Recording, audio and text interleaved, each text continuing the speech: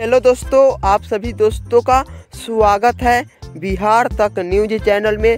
तो देखिए दोस्तों, भोजपुरी के superstar trending star Khesari Lal भैया जी का एक फिल्म है दोस्तों, जो फिल्म का नाम है राजा रानी। और इस फिल्म में मेन किरदार के रूप में काम किए हैं भोजपुरी के superstar trending star Khesari Lal भैया जी, और भोजपुरी के सुपरस्टार हीरोइन काजल राघवानी जी भी काम की हुई है दोस्तों। और इस फिल्म में खासकर लव स्टोरी से भरपूर है फिल्म दोस्तों, कॉमेडी से भरपूर है, तो बहुत ज़्यादा मज़ेदार और इंटरेस्टिंग है दोस्तों। तो आप सभी दोस्तों जाकर देख सकते हैं और सुन सकते हैं दोस्तों।